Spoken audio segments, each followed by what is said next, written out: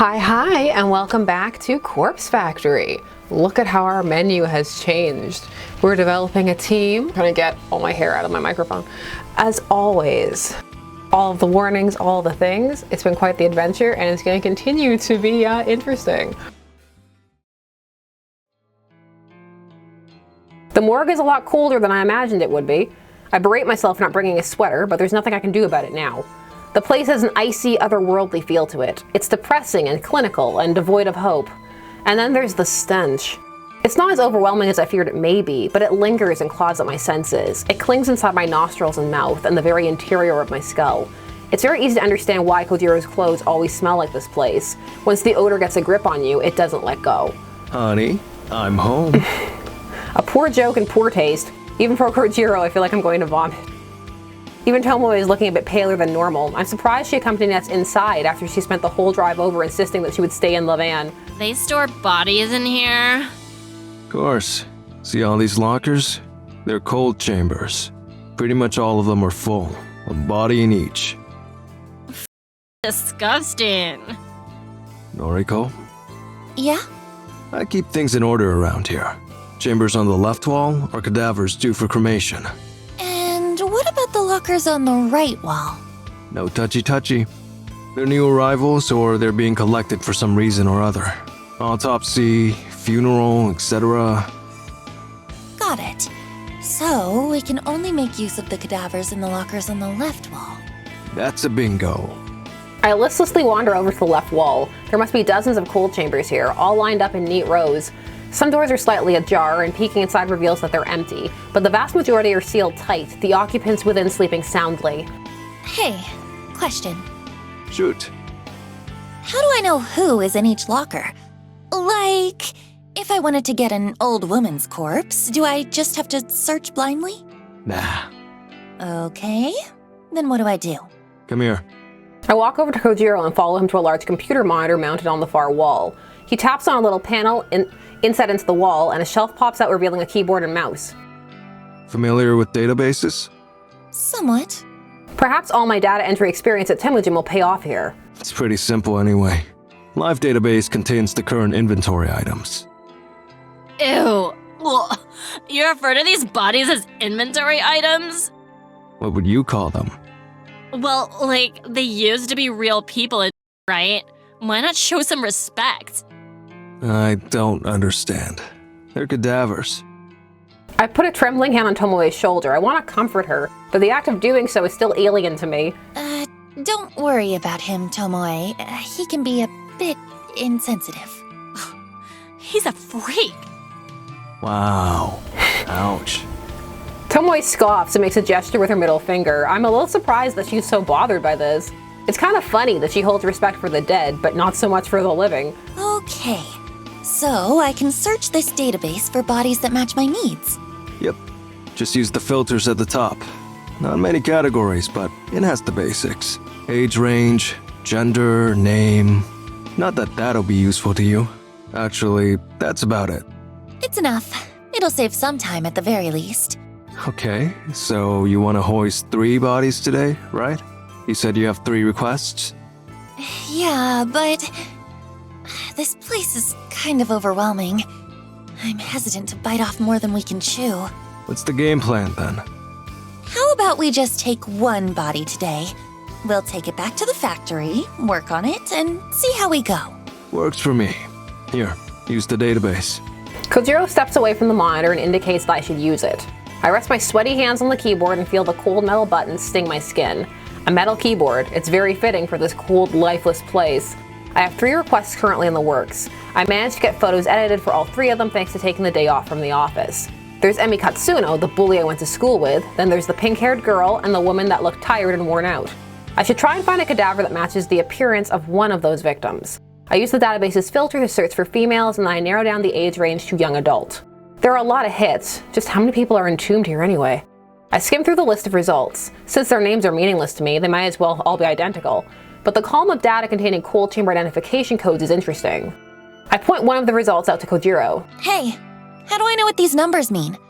This one here is 64AB. This one is number 31AA. Ah, okay. Letters correspond to location. First letter refers to left wall or right wall. Second letter refers to top row or bottom row. Give me an example. Okay, this one? Number 64AB. The A means it's on the left wall and the B means it's on the bottom row. Left wall. That's the side I can choose from, right? The body's due for cremation? Yep, So I could grab number 64AB if I wanted. up to you.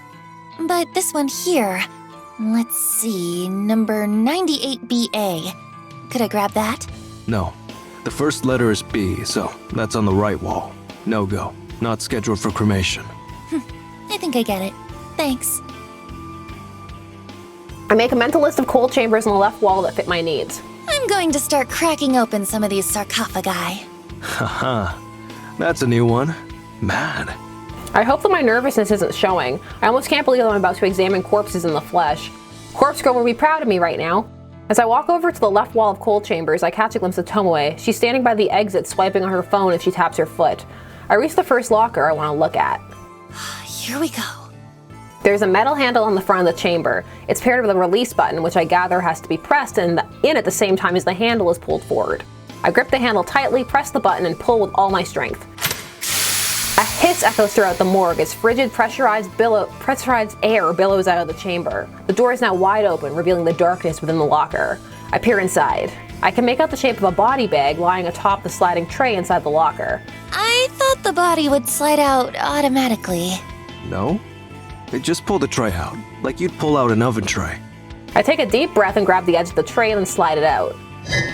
Thankfully, the thick rollers along the bottom rail do most of the work, and once it has momentum, the tray slides all the way out of the chamber. My prize is revealed at last, a musty white body bag packed full with a decomposing corpse. And now what?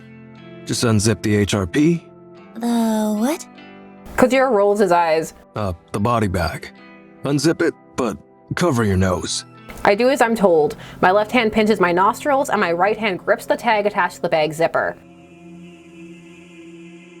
I tug the tag down and drag it along the length of the bag, and the zip makes a familiar zzz sound, and I smell the decomposing corpse and vomit on the ground and fall to my knees trying to catch my vomit and hold my nose closed at the same time.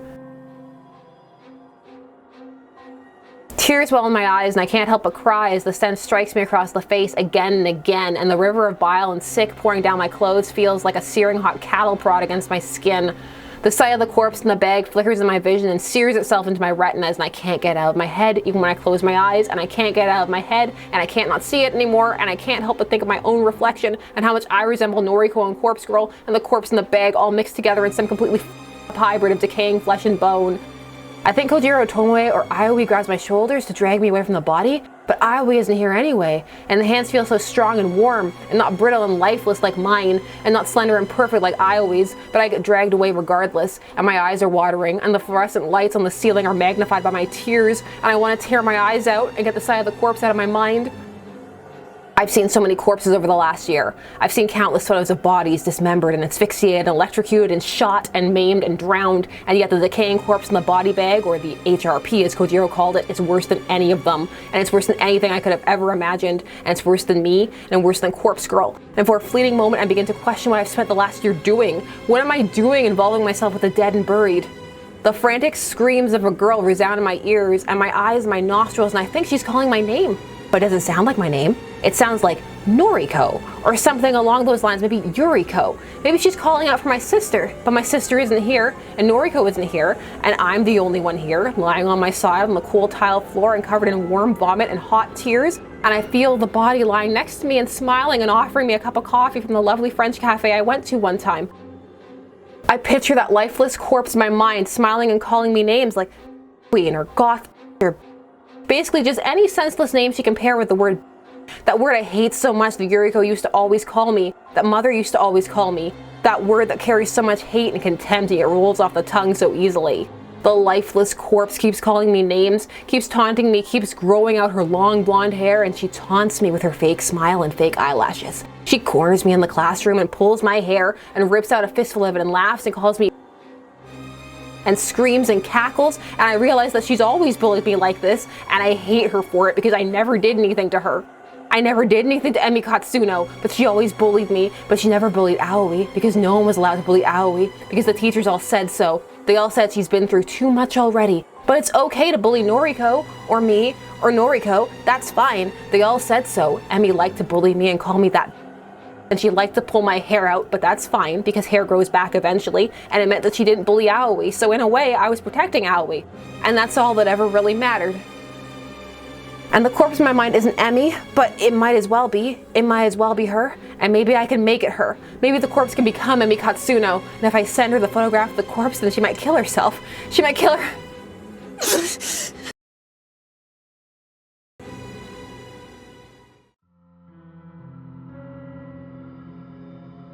My neck cracks loudly as I sit up straight. I blink a few times to clear the tears out of my eyes, and the worried faces of Kojiro and Tomoe appear in my vision. Yo, you okay? What the f, Noriko?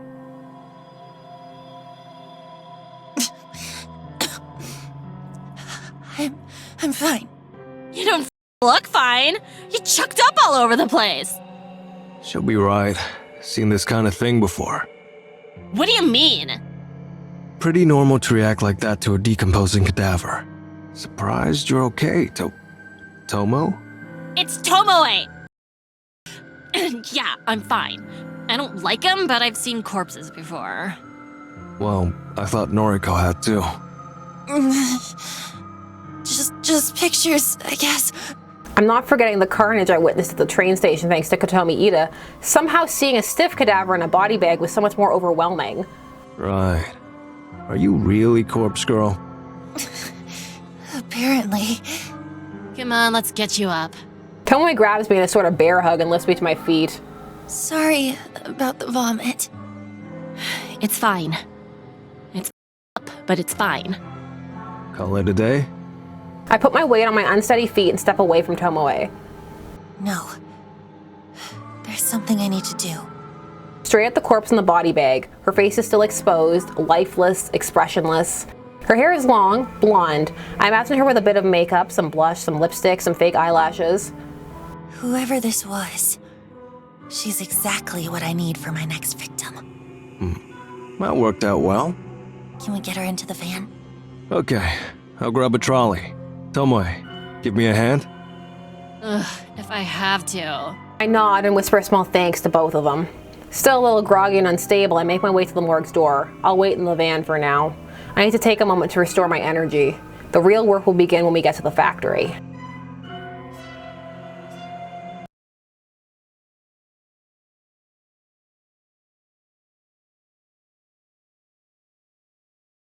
We arrived at the factory after a brief pit stop at my apartment to collect my makeup kit. Kojiro managed to fix the lock on the front entrance, meaning we didn't have to try and shimmy a cadaver through the side window. He even found the proper key for the place on one of the rusted workbenches. Tomoe helped to drag a workbench to the center of the factory floor, and we hoisted the cadaver on top of it. Kojiro unwrapped it from the HRP, which he explained simply meant human remains pouch. Staring down at the body before me, I now begin to wonder why I freaked out so much at the morgue. It's just a body, a lifeless thing that was once somebody, but now has no meaning in its existence. It's kind of gross, but it's not really that bad. Ugh. I'm glad you've come around, but I still don't want nothing to do with it. Right, so we're here. We got your body. What now? I fetch my makeup kit from the floor beside the workbench and place it next to the corpse. We're going to make this body look as close as possible to this girl. I flash my phone at Kojiro and Tomoe, showing off the photo of Emi Katsuno that was submitted to Corpse Girl's website. Right. But why? Because then we can photograph it and convince the victim, Emmy, that it's her own dead body. Why? I furrow my brow. Kojiro coughs in an attempt to hide his laughter. That's how Corpse Girl does things. I don't know. Sounds like a plan. We went to all that effort to steal a dead body and you just want to take photos of it? Look, so far I've done everything with photo manipulation. And sometimes it's successful, like with Akane Tsurumaki. It convinced her to kill herself. But I'll admit that it hasn't worked so well on Corpse Girl's other victims. So you think repeating the same thing that don't work over and over again will eventually work? She's got a point, Noriko. Corpse Girl doesn't have the best track record. Sassing me. Team Corpse Girl. Maybe something has to change. But what? This is the way I've always done things, and... I hang my head in defeat. I don't know what to do. I spent all morning crafting fake photos of my 3 victims, but for what purpose? They're not going to convince anyone to kill themselves. And now I'm standing here in the factory looking at a corpse that I want to decorate as Emi Katsuno just so I can take photographs of it. And there's no point in doing so. I already crafted the photo of Emi's death, so why am I here? What the hell am I doing? You two are right. I can't keep going on like this.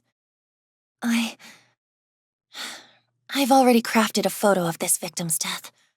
So I really don't know why I let it get so far. I guess I didn't truly think we'd pull this off. I kind of just went along with Kojiro's suggestion to go to the morgue. Hey, don't pin it on me. This is your scheme. The weirdo is right. This is on you, Nariko. They're right. They're both spot on. I don't know what I'm doing. I'm just wasting my time. Their time. I'm wasting Corpse Girl's time. Here, give me your phone. Without waiting for approval, Tomoe snatches my phone out of my hands. She swipes past the photo of Emi, then swipes back to it. Yo, you said you already made the corpse photo. Where is it? I don't keep it on my phone. That would be stupid. The only copy is still on my laptop at home. But you've got a photo of this on your phone. Well, yeah. I just pulled it from her noise profile earlier. It's exactly the same image that was uploaded to Corpse Girl's website, though. Right. Hold it. How did you know the Vic's name? Corpse Girl doesn't ask for a name. Oh, this girl... I actually went to school with her. It's a coincidence, I assure you. Uh-huh. Look, that doesn't matter, does it? Well, tell me what the corpse photo looks like. Well, it wasn't my most creative work. I had 3 requests to fulfill in a short amount of time, so I kinda made them all similar. I made it look like this girl, Emi, fell from a tall building and splattered on the pavement. Lame. Yeah. Why did you want to know, anyway? Well, I've got an idea for you. I know, I'm just the driver and all, but you've dragged me in this far, so at least let me make a suggestion, Kay? Okay, go ahead. We've got this here body. You've got a corpse photo of the all locked and loaded. Let's kick it up a notch. Take your time to apply makeup. Make the body really look like the victim. Send her the corpse photo first, and then we'll deliver this body to the... Deliver the body? We rock a better joint, leave the dead body on her doorstep, and then we get out of there. Can you imagine how scary it would be to come face to face with your own corpse? Think about it from her perspective. She gets a photo of her own dead body, right? Then, like, hours later, just as she's trying to get it out of her mind, her own corpse shows up at her house.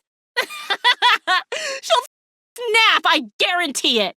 Hell, I probably would too, and I know what's going on. I can't believe it. Tomoe has completely lost the plot. Her plan is incredibly devious. It's almost evil, and I'm in love with the idea. I'm in love with the idea of delivering a person's own corpse to them before they kill themselves. Tomoe! Despite my own nature, I find myself throwing myself at Tomoe and wrapping my arms around her. Yo, what the? I bury my head between her neck and shoulder, the warmth of her body radiating through my own cold and clammy form. I start to sob uncontrollably. Maybe I still have tears left over from my incident at the morgue, or maybe I'm just truly happy at this moment. Tomoe! Thank you. Yeah, I mean, sure. Your idea is brilliant. It's perfect. Oh, I can't think of a better way to bring Corpse Girl's plans to fruition. I mean, I just said the first thing that came to mind, so... But hey, I'm real glad you like the idea. I'm happy to help. I wipe my eyes, but I don't let go of Tomoe. Hell. I wonder if you'd make a better Corpse Girl than me. Don't be stupid. I just had one good idea is all. No, come on. It ain't like you to get all sappy. Pick yourself up, yeah? Right. In a moment. I nuzzle my cheek further into Tomoe's neck and feel her skin prickle underneath my breath. She tenses up a little bit, but doesn't push me away. You're so warm. Jeez. Come on now, we've got work to do. Okay. I reluctantly step back from Tomoe and wipe my eyes. Tomoe's a little red in the face. She ruffles the collar of her shirt and fans her face. He never had a girl cling to me like that before. Better not tell Shinya in case he gets real jealous. Kojiro is silent. He seems to be simply observing the moment. I take a second to compose myself. Tomoe is right. We do have work to do. I looked at the corpse atop the table, patiently waiting for us to conclude our discussion. I almost wish I was as patient as the dead. We starting? Yes. Let's do this. Mad. Few things to keep in mind. Putting makeup on a cadaver isn't as simple as you think. This one's already decomposing. Not all the makeup will take. Put a little extra on. Don't be stingy. It doesn't help that the body is ice cold. Now, if we had a space heater, we could warm it up. That would help the makeup stick. But it'll speed up decomposition. We can't have it decomposing any faster. It's already out of cold storage, so I imagine we don't have long as it is. Right. We're going to want to deliver it to your Vic soon, like less than 24 hours soon. That's fine. Yo, what about time in the delivery? Corpse Girl's photos have what's it called, a timestamp? Yeah, I timestamped the photos with the supposed time of death. I usually set it to a little after the time the victim receives the photo. Sometimes a few hours, sometimes a whole day. Uh-huh, I get it. Well, like, for best effect, we're gonna want to deliver the corpse before the time marked on the photo, right? That way, the Vic gets the photo and the corpse before the set time. Creates a kind of ticking time bomb. Should convince him to off himself before time's up. That makes sense. I think that's the best way to do it. Yeah, so, what time did you write on this Emmy chick's corpse photo? I scratch my head and try to think about it. It's hard to recall since I created 3 different photos at the same time. I'm pretty confident I lined them all up one after another, an hour gap in between each one. 7:28 a.m. tomorrow. We gotta deliver the corpse before then, huh? Too early. Usually asleep. Well, you're gonna have to get your ass up early for Noriko. For Corpse Girl. Kojiro groans, but he doesn't object further. So, I'll send the photo out when I get home tonight. Emmy will receive it before she goes to bed for the night. It should shake her a little. Then, in the morning, she'll wake up to her doorbell ringing and a corpse left on her doorstep. That should be enough to do the trick. Think you're both forgetting something. Where are we delivering the corpse? Are you dense? We're delivering it to this Emmy home. Sure, of course. But where does she live? Got her address? Oh, A hole in the plan. A massive flaw that we completely overlooked. Our stunned silence is the only answer Kojiro needs. This whole thing is a bust. Kinda disappointed in you, Noriko. Thought Corpse Girl was some mastermind. Some genius worth worshipping. I don't have a response to that comment. Bile begins to rise in my throat as a pit opens up inside my stomach. Turns out everything so far has been sheer luck. Well, I'm out. Use the factory if you want, but I'm not sticking around. Kojiro waves half-heartedly and walks away. I can't say anything to stop him. My thoughts are frozen, locked in place, chained down by humiliation and anxiety. Hold up just one second. Of course, Tomoe never fails to grab somebody's attention. Kojiro turns back. We're just getting started here. Of course there's gonna be hiccups. We'll iron out all the details as we go. Don't just abandon Noriko like that. Corpse Girl has done more for me than you'll ever know. That's so? Yeah, it is. So I'm gonna stand by her side. If you're a coward, feel free to bow out now. But if Noriko means anything to you, anything at all, then just swallow your doubts and help her out. Tomoe, I never thought she'd be one to make a rousing speech, short and simple though it was. Right. Suppose we did make a deal after all? Though, nothing really stopping me from taking cadavers from the morgue whenever I want now. Still, I guess I'll help you out.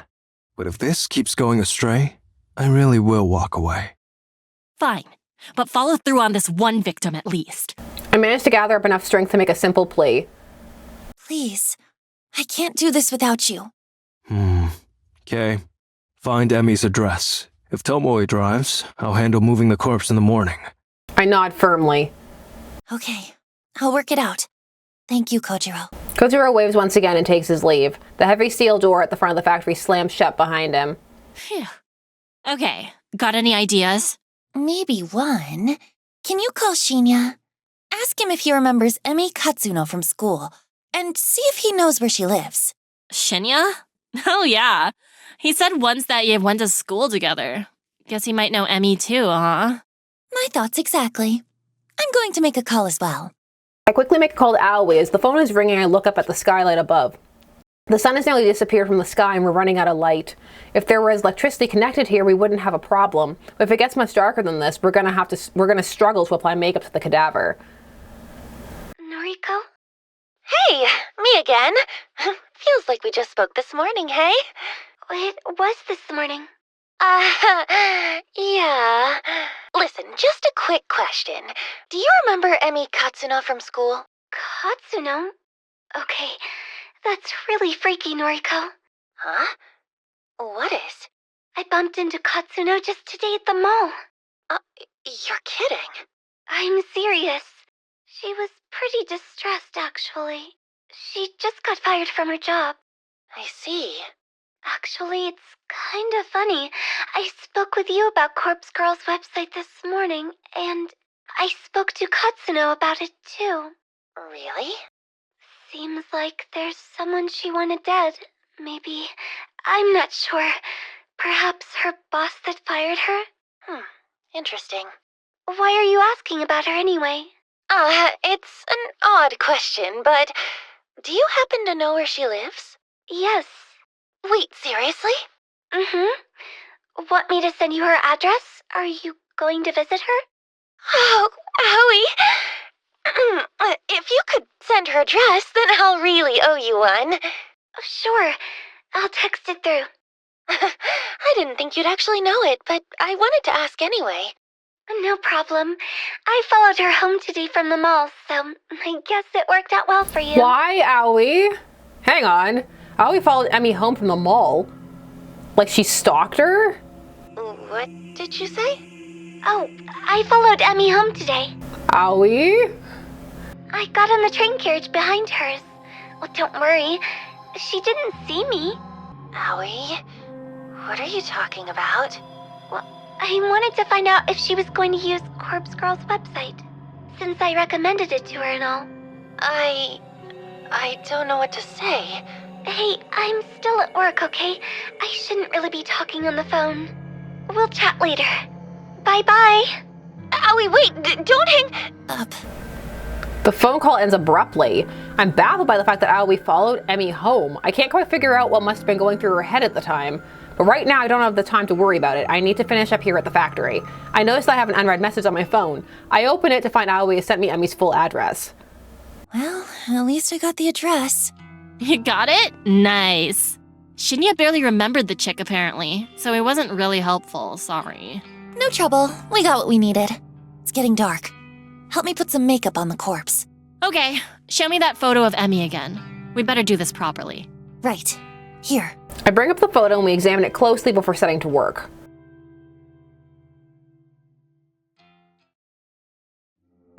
By the time I get home, I'm completely drained. I barely have the energy to open the front door. Today was an ordeal. It dragged on forever and ever, and yet it still felt like I didn't have enough time to get everything done. After changing out my vomit-stained clothes, I make myself a cup of tea. I'm hoping a few sips will help me relax and unwind. But you stopped at the apartment before. Why would you not change then? I sit down on the couch, cup in hand. When it's cool enough to drink, I take a sip and feel a little bit of today's pressure lift off from my shoulders. My laptop is sitting next to me. I know I shouldn't bite off more than I can chew today. If I check for new requests, I'll probably regret it. I unfold the laptop and navigate to Corpse Girl's website. One new request. These are really beginning to pile up. I can't restrain myself from opening the request, and it's gonna be her sister. Request details. Today, 3:03 p.m. local time. Victim's phone. Downloading image attachment. The request came while I was busy with Kojiro and Tomoe, probably around the time we were at the morgue. The image of the victim downloads. I stare intently at the picture of my older sister. Yuriko Kurosawa, 28 years old, senior high school dropout, currently on parole after a short second stint in prison. Yuriko, where are the odds of you appearing here on my screen, in my life, at this moment? I haven't spoken to you for so long, I haven't seen you, I haven't even received contact from you, only to ignore it. Why are you here now? Why does somebody want you dead? I suppose it's not that hard to think why someone would request your death. I'm sure you have a lot of enemies thanks to the crew you run with. But for someone to actually use Corpse Girl's website to request your death, it's coincidental, too coincidental, just like everything that's been happening lately. Yuriko, I hate you so much. You abandoned me when I needed you. You abandoned Mother even though she abandoned us first. I hate you. Corpse Girl never refuses a request. It's one of her convictions. I'll never refuse a request. I close the laptop's lid and rub my eyes. I'm tired. I'm so tired.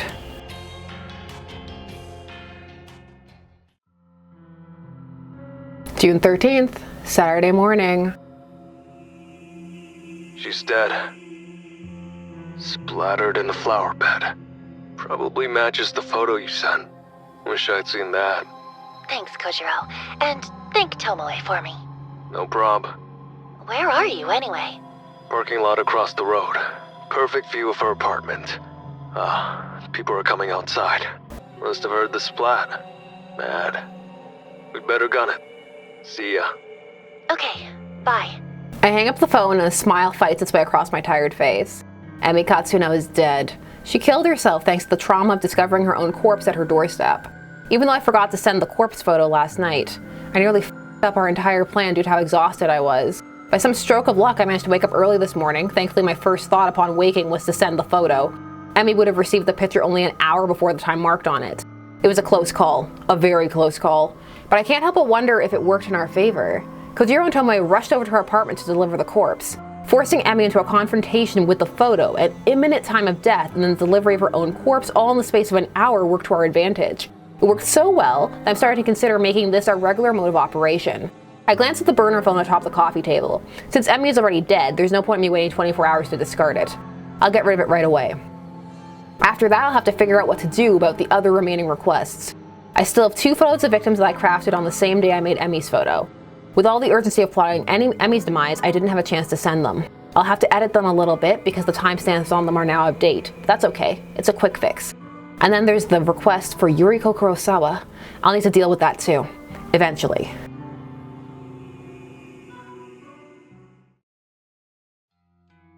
June 14th, Sunday morning. We're past the prologue. A quiet morning at the library is just what I need to escape from the chaotic whirlwind that I've been trapped in for the last few days or weeks. The place is silent as usual. There aren't many people around. I managed to find a seat in my favorite reading nook, and I leave my belongings in the chair to save my spot while I browse for a book to read. I can't bring myself to continue reading Strange Flower right now. Reading a book about corpses while trying to take a moment away from my own life is just not going to work for me. I scan the bookshelves and look for something light to read. Am I in the mood for a comedy? Probably not. A fantasy adventure? Maybe, though that's never really been my thing. Biographies are out of the question, so are history books. I can pretty much dismiss any nonfiction straight away. I'm just not in the mood. So what should I read? I thumbed through a couple of trashy romance light novels. The covers look appealing, with attractive characters smiling and holding each other and falling in love. But the content within each one is utter crap. A housewife looks for love after her husband vanishes. A vampire lord seeks his vampire queen. A college student falls in love with his professor only to find she's his long-lost sister. It's all drivel. I could write better stories than these, but maybe everyone thinks that way. Defeated, I put all the books back on the shelf and return to the chair I saved. I take a seat and simply browse through my noise feed on my phone. A few photos from acquaintances, comments on the weather, a short essay on human rights, even a poem written in poor broken English. Trash, all of it. I used to love this inside look at other people's lives. I lived for it. I thrived on it. I used to be aroused at the smallest glimpse inside someone else's life. I couldn't go more than a few hours without browsing noise. But now, something is different. Something inside me has changed. I want to say that I've recently become cynical, jaded, but that wouldn't be accurate. I've been this way as long as I can remember. The appeal of voyeurism just isn't there anymore. My growing ability to manipulate the lives and deaths of other people has ruined any pleasure I once gleaned from simply spying on them. I need more people to die. Maybe then I'll find satisfaction, ecstasy, release. I lean back in the chair and I fold my arms across my chest. My foot taps against the carpeted floor impatiently. I won't find comfort in this library. I won't find relaxation. I'll only find whatever elusive feeling I'm looking for once Corpse Girl's work is complete. I can't rest yet. Not now that things are beginning to escalate. I could be orchestrating the deaths of 3 people right now, the 2 women that had their deaths requested at the same time as Emi, and my very own sister, Yuriko.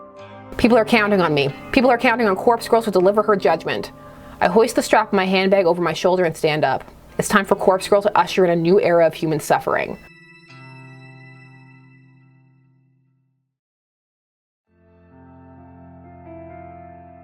June 15th.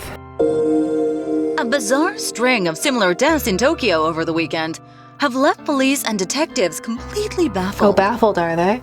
We have Chief Detective Fujikawa at the Tokyo Metropolitan Police Department in the studio today to discuss the events.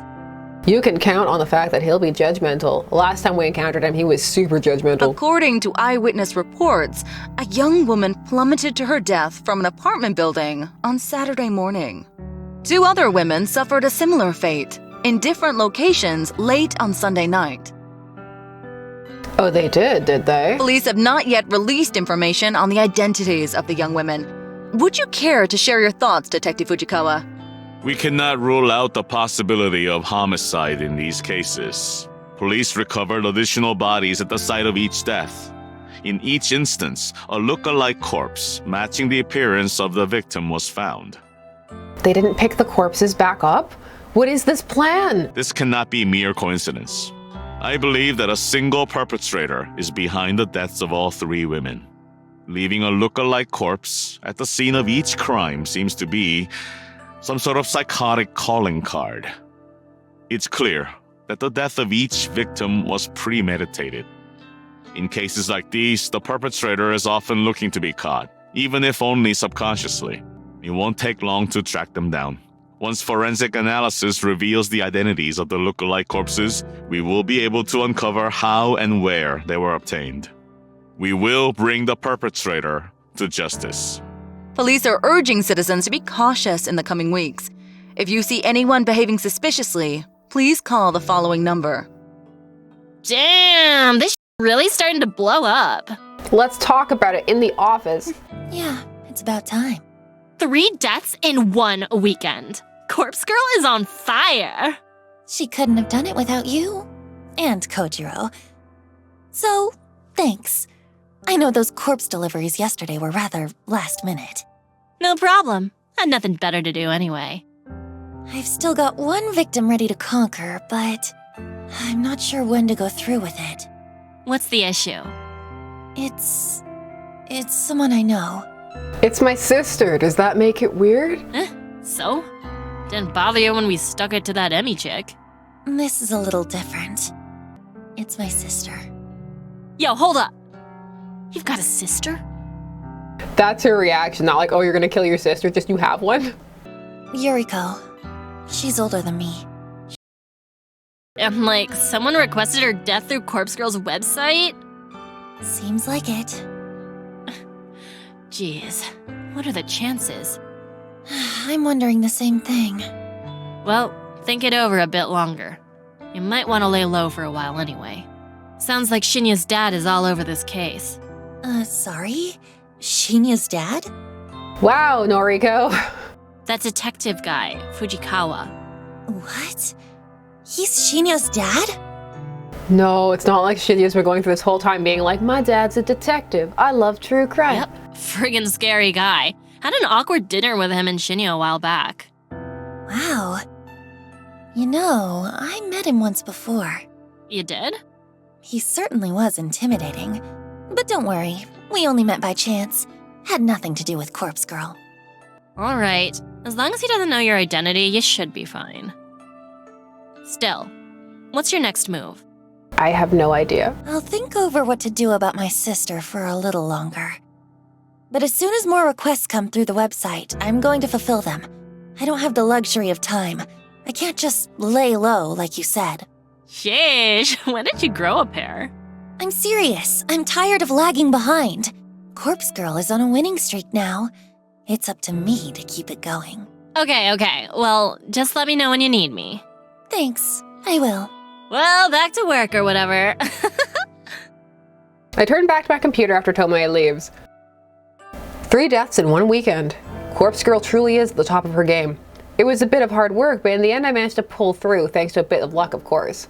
Yesterday, after returning home from the library, I had a sudden burst of inspiration.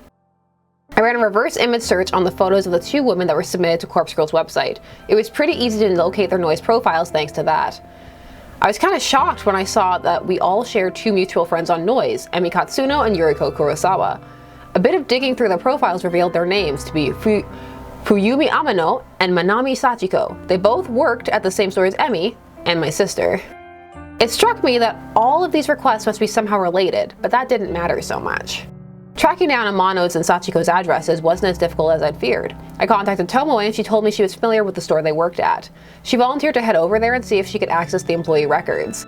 Apparently the whole job was so easy that she managed to walk in and out in 3 minutes flat. She said that none of the staff even batted an eyelid as she walked in, and she simply strode into the back room, rummaged through the filing cabinet, and snapped a photo of the employee contact sheet. With that information at our disposal, nothing stood in our way of delivering look-alike corpses to their homes. A few hours shared between the morgue and the factory, and it was done. Both Amano and Sachiko killed themselves within an hour of each other. So far, the kill rate of delivering a photo and then a corpse is 100%. I can only imagine the thoughts that must go through someone's mind when they are faced with their own corpse. The looming dread, hopelessness, and fear of inevitability have proven to be so overwhelming that suicide becomes the only viable option. Because of this development, I finally ruled out the possibility of Corpse Girl's victims being murdered by some mysterious stranger. But what about the girl who was strewn up like a scarecrow? I only even invented that theory due to the strange circumstances in which Yuri Hatano died. After all, she was hung from a scarecrow in an uncannily similar fashion to the corpse photo I invented for her, exactly. None of the other victims' deaths since then have made me truly suspect that another party could be involved. All of them have clearly been suicides, or in the case of Eiichi Hanada, coincidental accidents. Kotami Ida's death was an outlier since she was likely killed out of self-defense. I'm about 90% certain that Corpse Girl's power lies in the ability to convince victims to end their own lives. There is no third-party murderer acting on her behalf. And I've begun to suspect that the power I hold is no esoteric arcane force. It's not some supernatural art, it's not witchcraft or sorcery or some holy power bestowed upon me from on high. The power Corpse Girl holds is simple determination, grit, resolve. My will to end lives is what drives me to craft convincing corpse photos and deliver lookalike cadavers. That in itself is enough to act as the knife twisting in a victim's side. It's enough to compel those weak of heart and weak of mind to end their lives. If that's all my power ends up being, I am happy. I am happy that I can be the instrument that delivers Corpse Girl's justice, regardless of whether it's through mundane or mysterious methods. As long as victims continue to drop like flies in the wake of Corpse Girl's ascension, I will remain content. And this is only just the beginning.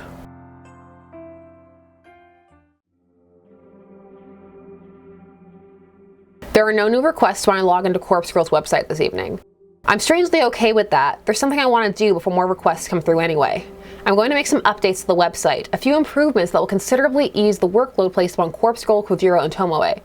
In the website's admin settings, I add a couple of extra data fields to the front page. Instead of just asking for a photo and a phone number, the website now requires a victim's address to be provided. This will ensure we can successfully deliver a corpse to every request. That's gonna... oh wow, Noriko. In addition, the site now asks for the victim's name. I've always been hesitant about requesting this specific detail. I never wanted to know the names of the people Corpse Girl will kill. It creates familiarity, and I always used to worry that it would prevent me from going through with a request. But more than all that, I feared that I would delve too deep into somebody's life. I feared that I would become too attached, too entranced by standing on the outside and looking in. Knowing someone's name would have allowed me to easily find victims online and go down the rabbit hole of spying on their private lives. My voyeuristic fetishes would have defeated me. I know myself, and I know that I would have become far too interested in a person to carry out their death. It's the same reason why I never reverse image searched a victim's photo before yesterday.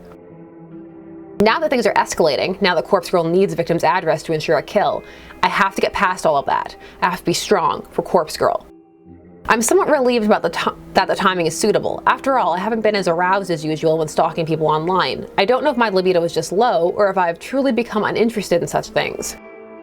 Either way, I believe I'm able to cope with the burden of extra knowledge, learning victims' names, addresses, all of that. It's gonna work in Corpse Girl's favor. And I'm surely strong enough now to not give in to temptation to succumb to the scophophilia that has plagued my existence for years. After adding the victim's name and address fields to the website, I decided to add one final touch. There's a particular line of text that describes how the site works. I've always liked it. It says your victim will receive a photo of their own corpse shortly before they die. It's concise and it perfectly sums up the intention of the website. However, it needs to be updated to correctly apply to Corpse Girl's new modus operandi. I changed the line ever so slightly, just enough to make a difference. It now reads, your victim will receive their own corpse shortly before they die. Some people might think it doesn't make sense. They'll think that maybe it's a typo or written by someone not familiar with the language. But it is completely intentional. Now that I've made all the changes to the website, I click the Save button in the admin panel. The changes are reflected immediately on the front page of the site. Corpse Girl's new and improved request form is online. With that done, I need to simply sit back and wait for some new requests to pour in. And it shouldn't take long once I put my next plan into motion, because I finally figured out how my sister can be of use to me after all these years. She's gonna help me become famous. Yuriko Kurosawa's death will ensure that everybody in Japan knows the name Corpse Girl.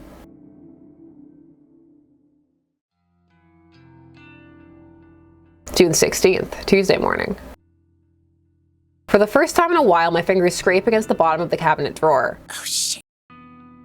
I fumble around and grab the last remaining burner phone in the drawer. It's a fairly modern handset from around 3 years ago. These newer models never retain their battery charge for more than a month or so when they've been inactive. Thankfully, it uses a generic charger, so I quickly plug it into the kitchen outlet and wait for it to return to life. I glance back down at the open drawer. It's completely empty now. I'm going to need to restock my supply of burners if I hope to continue with Corpse Girl's work. I nervously bite my fingernails at the thought. Getting these phones isn't easy. It's free, yes, but not easy. And if I get busted trying to lift a stack of them, that might very well be the end of me.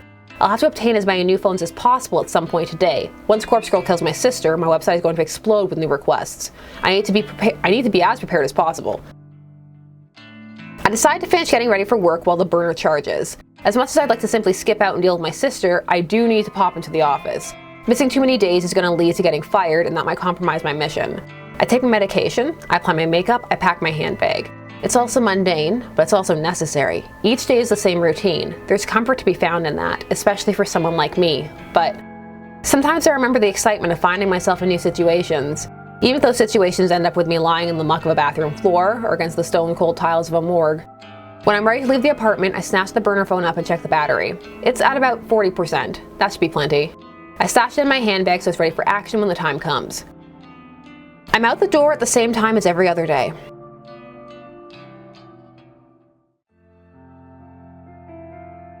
I find myself alone in the office after the working day has ended. The entire floor is empty and silent. I shut down my computer and stretch my tense arms. I don't normally like staying back late, but sometimes it's necessary to get work done. And when I say work, I'm of course referring to Corpse Girl's tasks. When I'm absolutely certain that everybody has gone home, I get out of my chair and wander listlessly around the office. It's kind of nice having the place to myself. It's like my apartment, only bigger and colder, and without that terrible odor of mold that permeates the walls. I notice that quite a few people tend to leave their belongings at their desks. Nothing too valuable, the occasional coat, hat, or pair of headphones. Should somebody of low moral character wish to steal them, there would be nothing stopping them. I'm personally not interested in any of that. I walk to the other side of the office floor and reach the seniors' cubicles. Even the seniors leave important things lying around. There's a gift bag with a cake shop logo on the front, a company credit card, a few personal bank statements. But the contents of their desk drawers are where the real gold is found. As I rifle through one drawer in particular, I find exactly what I'm looking for. It's an old Noise brand phone, a few models earlier than my own. It slips into my handbag right alongside the burner phone I brought from home. I close the desk door gently and trapace into the next cubicle. Oh, traipse. Traipse is a great word. The top drawer here contains a flip phone, a familiar classic. It'll serve me well. Into the handbag it goes. One of the main problems I have with this company, with any company in fact, is the wasteful attitude of management. Executives, seniors, even some junior staff are provided with company phones. Basically, if you're expected to make calls on the job, the company will issue you a phone so that you don't have to use your own. However, with the rapid evolution of modern technology, phones often find themselves replaced or upgraded well before they cease functioning, and management doesn't care about recycling or repurposing unused obsolete phones. The devices simply drift to the bottom of drawers or storage cabinets, destined to become forgotten within moments. Am I really doing the wrong thing by taking these phones off the company's hands? It's not like I'm stealing personal property from employees. I'm only taking what the company is likely to write off as a business expense. And this is a multi-billion yen company. Are they really going to miss the odd, outdated device? I justified this to myself long ago. I'm ensuring these phones are used for a bigger purpose, and there's nothing bigger than fulfilling Corpse Girl's ambitions. As I swipe the fourth or fifth phone, I hear the ding of the elevator from across the office floor. Someone's here. I need to get away from the cubicles without being seen. Noriko! Is that you? I must have ducked down a second too late because the voice identified me correctly. I scuttle forward on my knees just a little bit so that I'm not so close to the cubicles. When I get to my feet, I'm halfway between the senior employees area and the juniors' open plan desks. Shinya? Shinya walks over from the elevator to greet me. Hi. You're here awfully late. Why are you crawling around on the floor? What were you doing over there?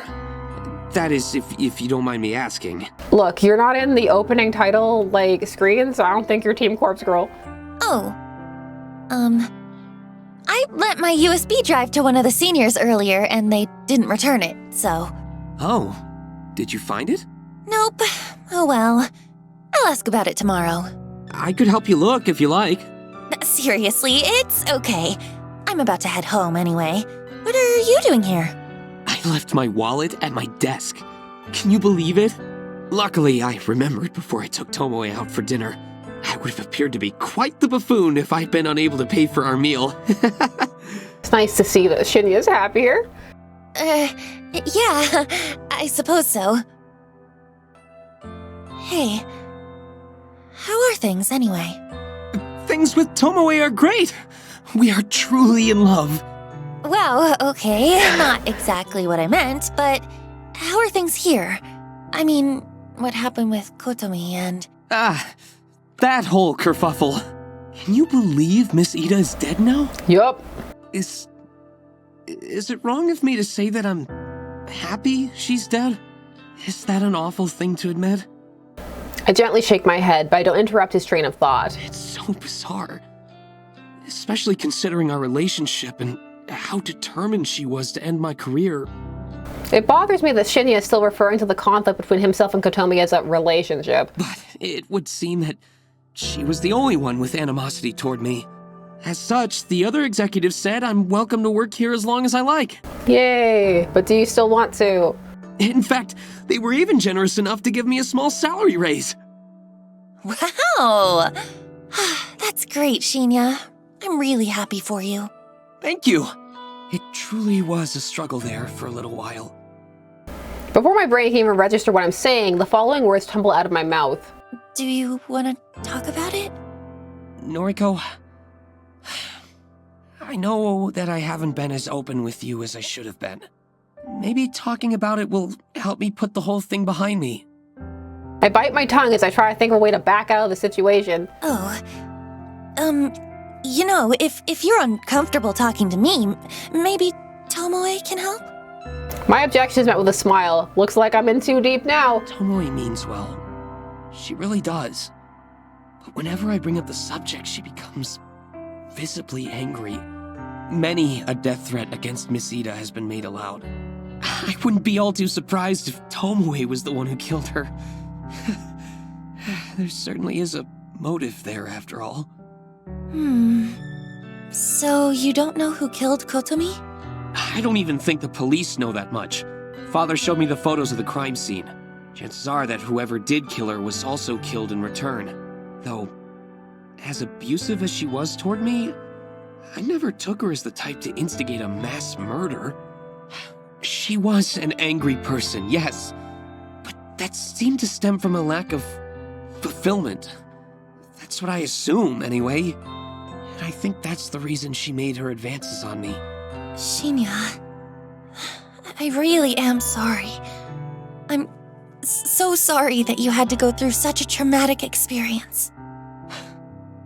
I thought I was going to lose everything. My job, my relationship. Miss Ida threatened to steal it all away from me, just so she could experience some form of power, some small manner of pleasure. Why do people do those things, Noriko? What joy is there even to be found in... I take my time to consider my reply.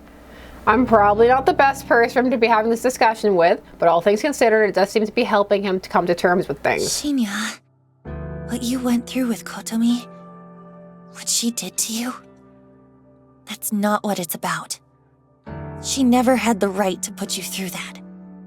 I hope that one day, when you're comfortable and feeling healthy, I hope that you can make some good memories with Tomoe. Yes. I hope so. Thank you, Noriko. Don't mention it. I don't know if my words were the right ones. What right do I have to talk about what he went through? I can only hope that I managed to bring him some sort of comfort. Well, I better grab my wallet and get going. Don't want to keep Tomoe waiting. Say, would you like to join us, Noriko?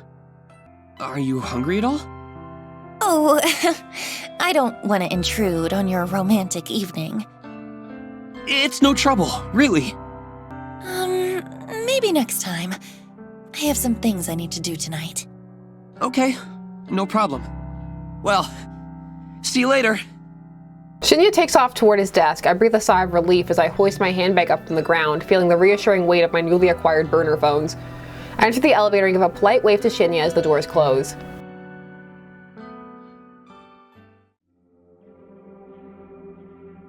Give me a call back when you leave the restaurant. Ugh, you want me to drive tonight? It has to be tonight. We talked about this. But... Please. Kojiro is on standby as well. Fine. Not like I've been dying to bring Shinya back to my place or nothing. Don't push Shinya. Let him tell you when he's ready. Yeah, I know. Look, I'll probably be out of the restaurant in an hour. That cool? Yes, thanks. Bye! Tomoe hangs up. I look down the street, my gaze aiming directly at the restaurant Tomoe is seated at with Shinya. I'll need to kill an hour around here, but what is there to do? I'm not exactly keen on the idea of window shopping. I don't even want to be here, but standing in one spot as dozens of people walk by is really nerve-wracking. I could go visit Aoi at the maid cafe, but then I'd have to pay the table charge to enter, and it'd probably be pretty weird to be served by girls in maid costumes. Not really my thing. As I glance around, I notice a 24-hour manga cafe at the end of the street. That could actually be perfect. I could rent a quiet space for a few hundred yen and just read a book until it's time to go. No one there to bother me. In fact, the only person I need to speak to is the attendant at the counter. With my mind made up, I hurry along to the manga cafe.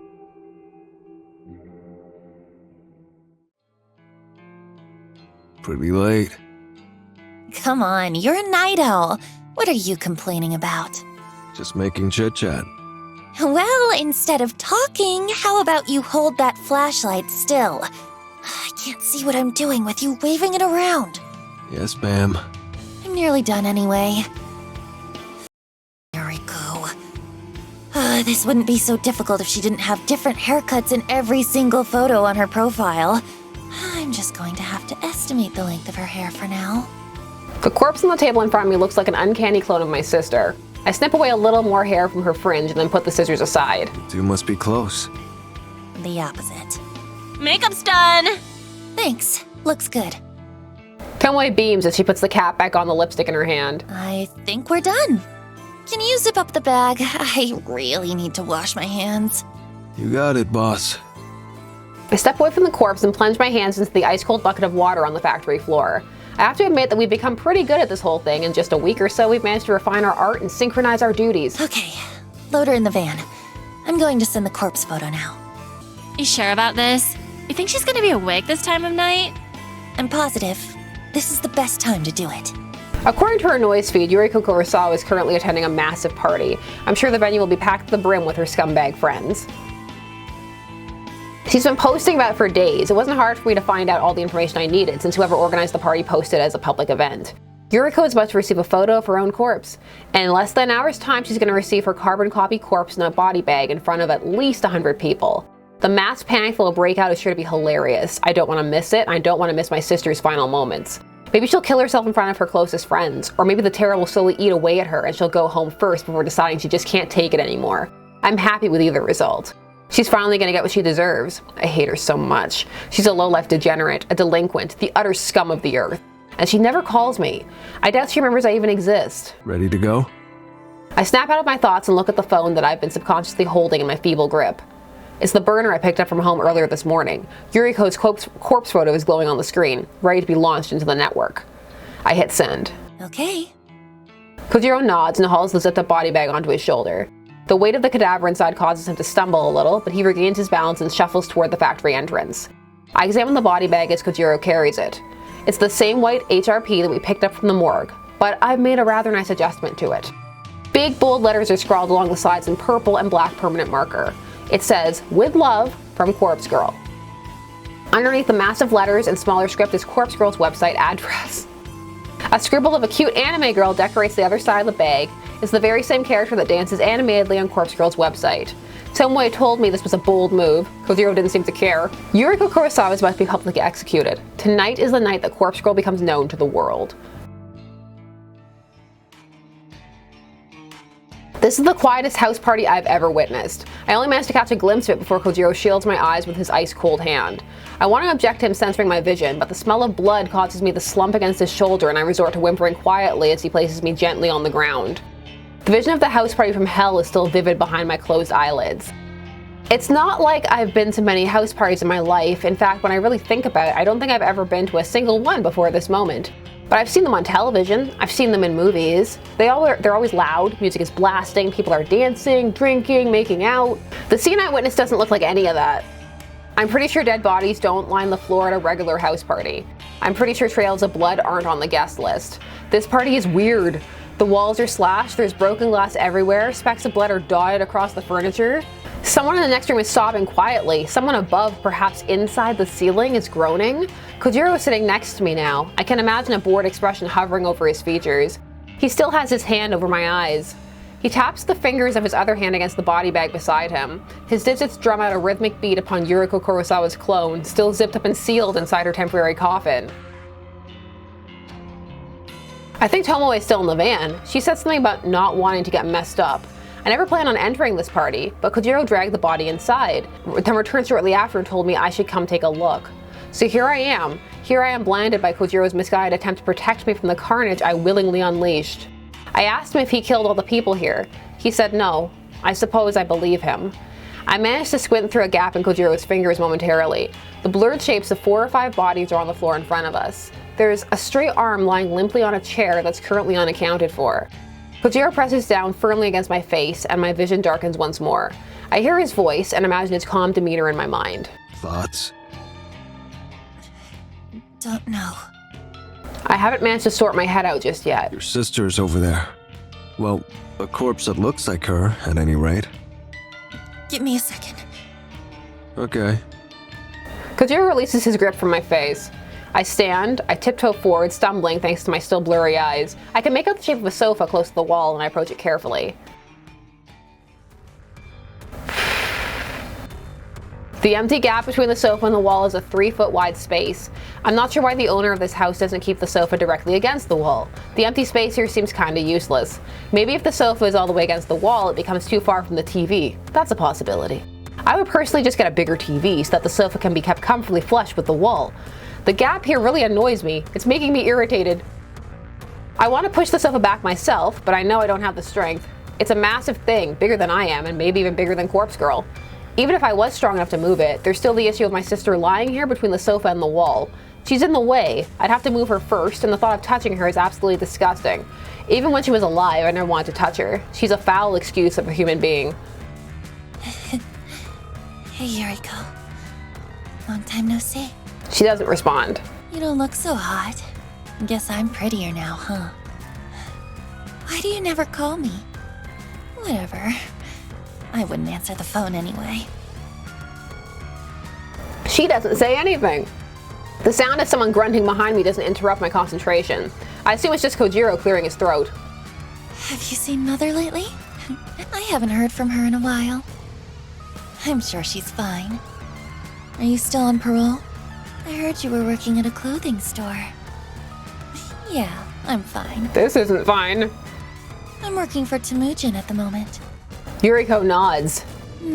It's okay. There are worse jobs, I'm sure. How did you get that cut across your throat? Does it hurt? I reach forward and slip my fingers into Yuriko's gashed throat. When I remove them, I frown at the red blood dripping down to the gaps between my knuckles. That's disgusting. Remember when you bandaged me up after I busted my knee? You said Mother would be mad if she found out that you hurt me. So you tried your best to fix me up before she got home. She found out, though. I think she's going to find out about this, too. There's no way you can keep this from her, Yu. Yuriko smiles gently. I wipe the blood onto my skirt. Oh? Him? That's Kojiro. He's a friend. No, there's nothing between us. Kojiro's like, oi! I hear the grunt from behind me once more. I know.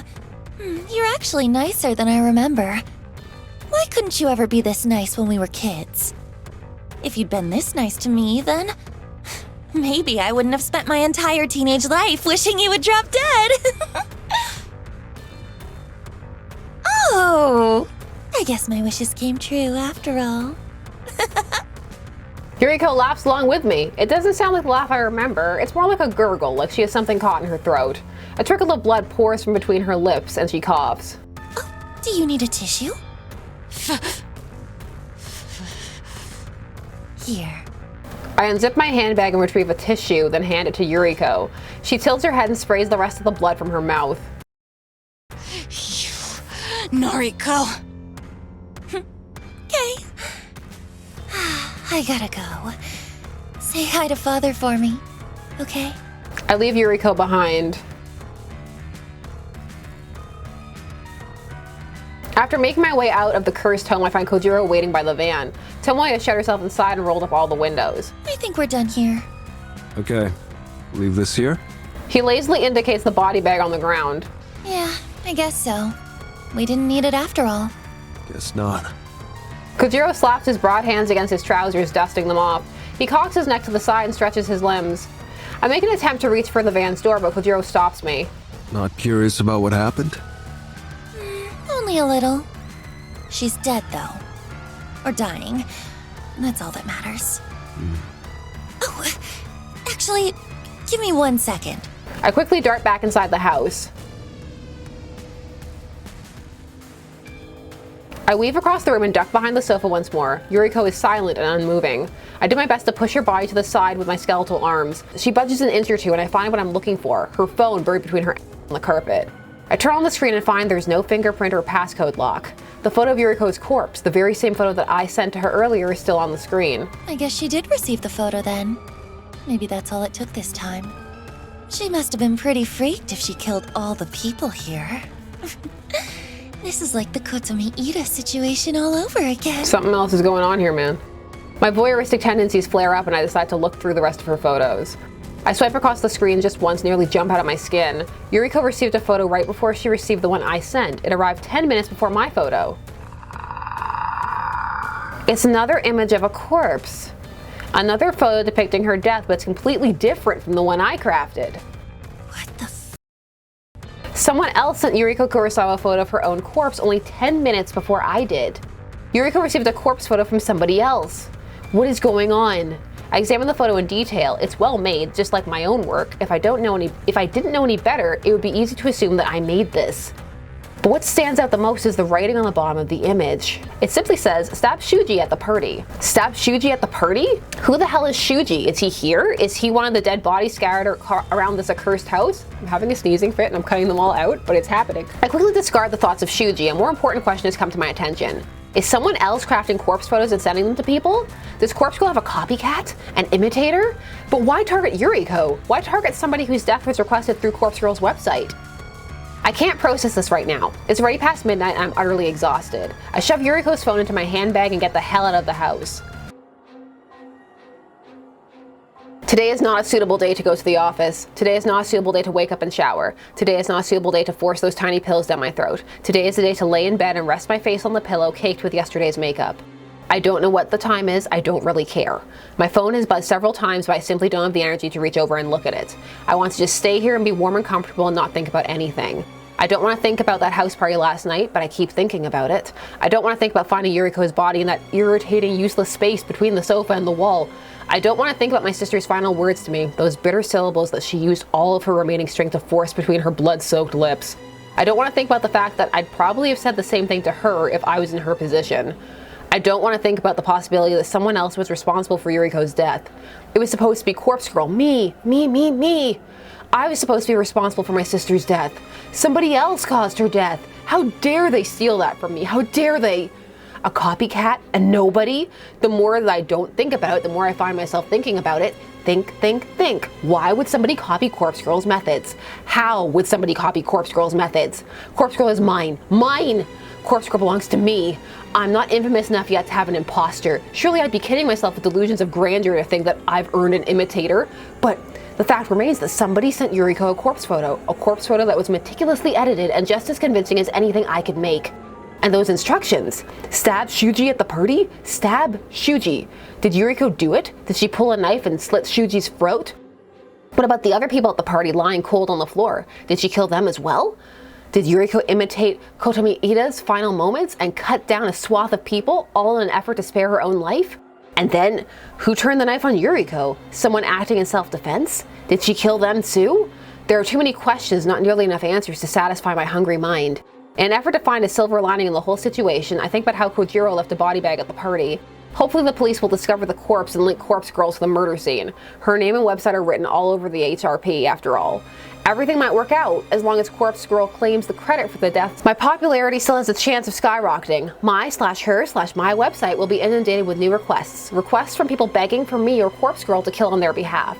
Yes, last night's slaughter may actually be the best thing that could have happened. I'll happily steal the credit to propel Corpse Girl's name into the stars. I roll over and bite my pillow until it's soaked through with saliva and blood, and I scream until my lungs give out.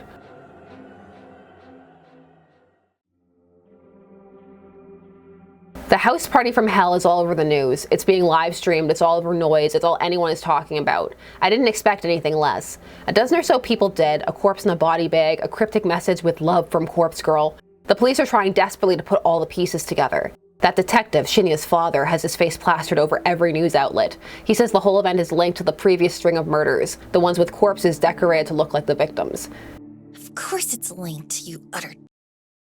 It's all Corpse Girl's doing. It says so on the body bag. Except, this wasn't Corpse Girl's doing, but the more I lie to myself, the better I feel. I'm the only one who knows that a copycat was responsible for the deaths. I'm the only one who has seen the photo with the instructions to kill Shuji. I've still got Yuriko's phone, that all-important piece of evidence that will surely serve me better than the police. According to various threads on Noise Channel, the police tried to redact the image of the body bag with Corpse Girl's website written on it. But once something is on the internet, it's pretty much impossible to remove it. The fact that the police wanted it deleted only served to increase the speed at which the image spread. 1,000 posts around the web are all asking the same thing. Who is Corpse Girl?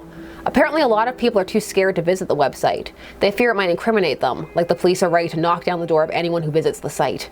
Yeah, right. But that reluctance, that hesitance hasn't conquered the hearts of the truly curious. Corpse Girl's website has received over 1,000 visitors today.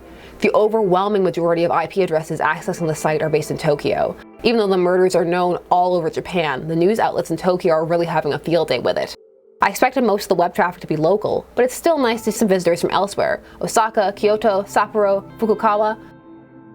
Hell, there were even 2 hits from the USA. Corpse Girl is finally becoming well known. However, despite the influx of web traffic, not a single request has been made. I pout in annoyance as I stare at my laptop screen. The request inbox shows no unread messages. It's almost too difficult to believe. I wonder if the changes I made to the site's front page have deterred people from using it. I'm asking for a lot more information now. A victim's name and address are now necessary to submit a request. I'm about to shut down my laptop in annoyance when a little detail grabs my attention.